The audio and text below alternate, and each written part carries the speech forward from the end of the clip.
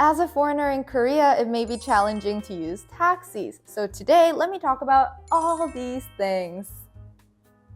Regular taxis. These are the ones that you are going to see most commonly on the streets. They're normally orange or silver.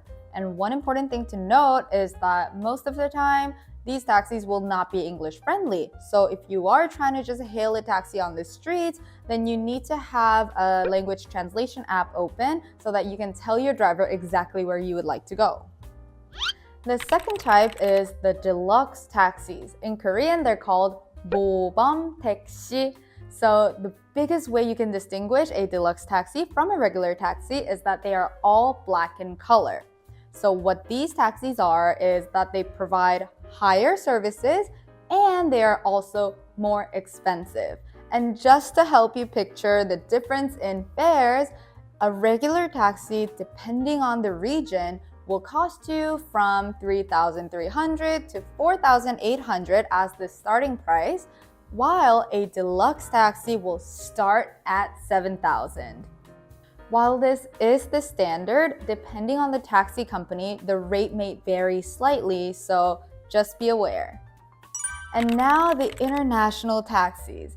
In Korea, we have special taxis that have drivers that can speak one or more foreign languages, such as English, Chinese, or Japanese. These international taxis were implemented in 2008 by the Seoul metropolitan government for the convenience of travelers getting around major areas of Seoul or to and from the airport. It's convenient in the fact that these international taxis are offered in various sizes. They also provide pickup services made by Reservation, but you have to note that you have to make reservations at least 24 hours in advance, and you can make reservations by phone call, their website, or email. So if you do make a reservation, it'll look something like this. How to pay on a Korean taxi. You can pay by cash, card, or the T-Money card.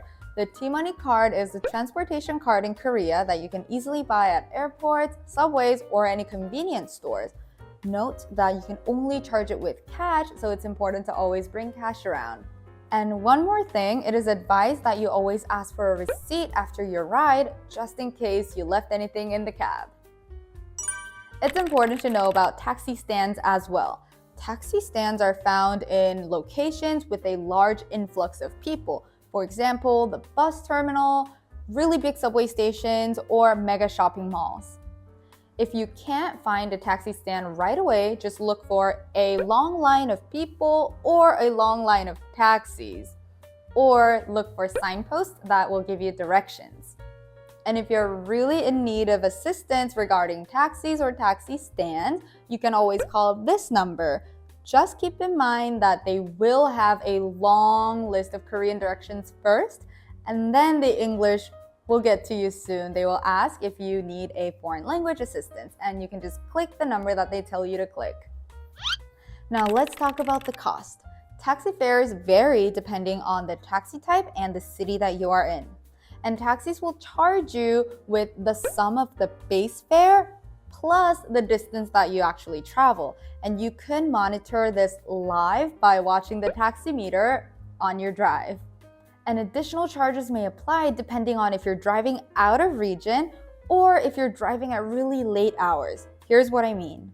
So we have a thing called a late night fare, meaning that if you're on the taxi from 10 p.m. to 4 a.m., you will be charged extra. And even in this range, 11 p.m. to 2 a.m. is even more expensive. So keep that in mind. If you're using the taxi at late hours, you will be charged extra costs. One tip I'm going to give you is to download Naver Maps, because before you get on a taxi, you can search up your destination and it'll give you an estimated time for arrival as well as the estimated taxi fare. So it's always safe to keep that in mind while you're on a taxi. Taxi versus public transportation. Is it always convenient to use taxis in Korea?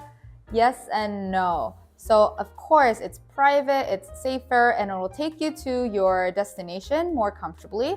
However, the traffic in major areas of Korea are very, very bad. So like I said before, with the Naver Map app, you can see if a street is very busy or not. It'll tell you with colors, red meaning very busy, green meaning free. So once you have your destination ready, just type it into the Naver Map app and then see how long it'll take you.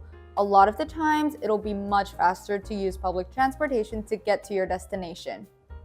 And that's all. I hope this video prepped you well for your travel in Korea.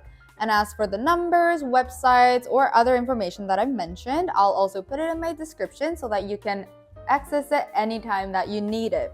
I will also link some videos that will be useful for your Korea trip. And I'll see you next time!